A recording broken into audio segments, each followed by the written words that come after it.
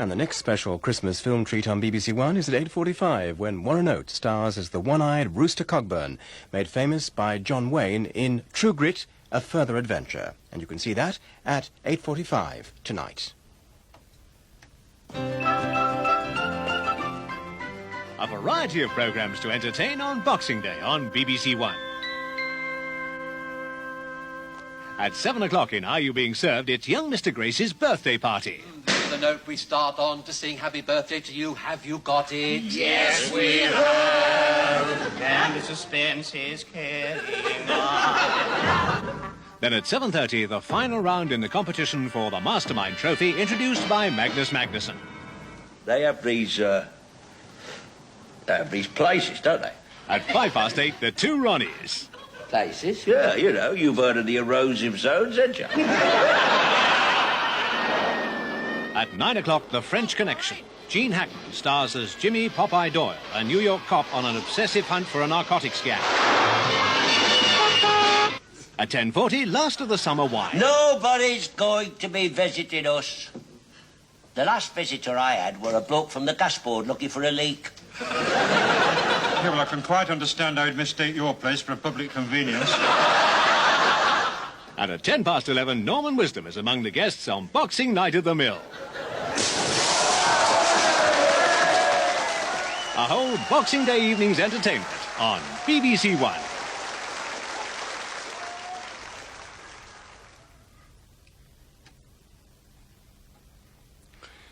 In 5 minutes, Christmas night entertainment continues with some more misadventures of Frank and Betty Spencer in Some Mothers Do Have 'Em, starring Michael Crawford. But before that, there's the Christmas evening news with Peter Woods.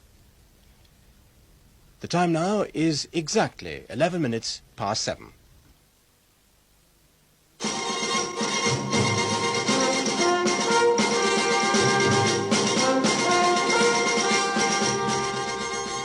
In 2 rescue operations off the east coast of Scotland, 20 seamen have been saved. In storm-force winds during the night, 2 ships ran into trouble. The coast of Ferndyke went aground off the Firth of Tay, and RAF helicopters joined Broughty Ferry lifeboat to rescue the 8 crew. 2 lifeboatmen who were injured are recovering in hospital, but the freighter's captain had both arms broken. In the other incident, the Swedish cargo vessel Ulstone sank east of St Abb's Head. The 12 crew were eventually picked up and landed at Leith this afternoon by the British cargo ship Lundy Shore. Several other ships, as well as 2 helicopters and an RAF Nimrod, had been involved in the search 120 miles out in the North Sea. The 12 Swedish seamen were exhausted but unharmed, apart from 2 with minor injuries. Their ship sank in minutes after its cargo of wood shifted, and they'd spent more than 5 hours adrift in a leaking life raft. Tonight, they're having Christmas dinner at an Edinburgh hotel. The Queen has taken faith in the future as the theme of her Christmas message and illustrated it with recordings of her father and grandfather and pictures of her grandson.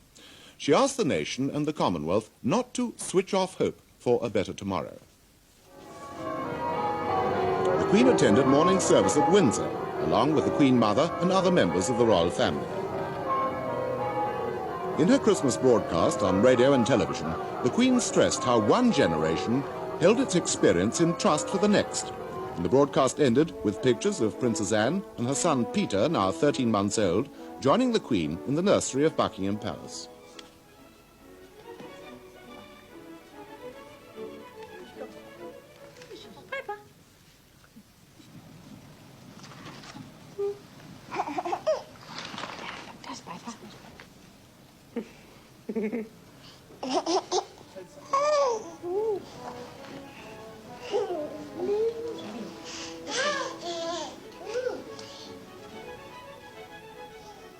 The broadcast can be seen again on BBC Two at 7:15. At Canterbury Cathedral, worshippers at the Christmas morning service were led by the Archbishop of Canterbury. In his message, Dr. Coggan said Christians shouldn't so overemphasize the importance of the next world as to despise the joys and ignore the horrors of this life. For Christ, there was no choice, he said. He threw himself into the sorrows of his fellow men. In Rome, Pope John Paul II delivered his blessing.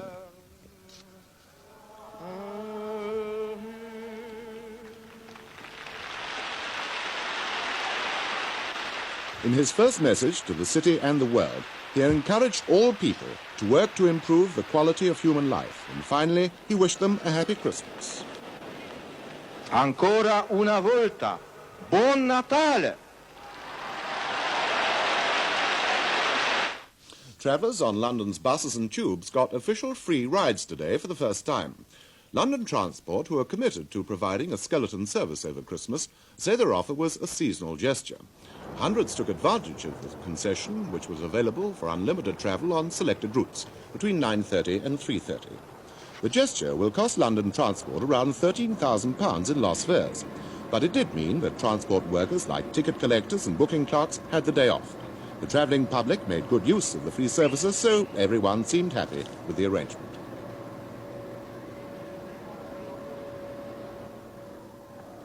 And that's it for now. I hope you enjoy the rest of Christmas evening. And Her Majesty the Queen's broadcast to the Commonwealth is now about to start on BBC Two. Now look at the Boxing Day weather. England, Wales and Northern Ireland are expected to have intervals of fairly bright weather, though bands of cloud and rain will move northwards across most areas during the day. Much of Scotland will stay cloudy with rain at times and snow on the northern hills. Temperatures, like today, will range from a rather cold 3 degrees centigrade, 37 degrees Fahrenheit over northern Scotland, to 7 degrees centigrade in the north of England, and as high as 11 degrees centigrade, 52 degrees Fahrenheit in parts of the south. And that's the weather for Boxing Day. Later tonight on BBC One, Michael Parkinson. My Christmas show features that marvellous form of seasonal entertainment, pantomime, and taking us on a magical mystery tour of British institutions like the Pantomime Dame, the Pantomime Cow, the Chinese Policeman, the Broker's Men, the Demon King, the Good Fairy and the Principal Boy. Our experts like Arthur Askey, Les Dawson, Little and Large, Charlie Caroli, Stan Stennett, Laurie Lupino Lane and Pat Kirkwood, to mention but a few. Join me at the pantomime this Christmas and guess who I'll be playing. Parkinson will be at the pantomime at 10:30 tonight on BBC One. And now our evening feast of entertainment begins. In 45 minutes, the Mike Yarwood Christmas show, but before that, Michael Crawford in Some Others Do Have 'Em.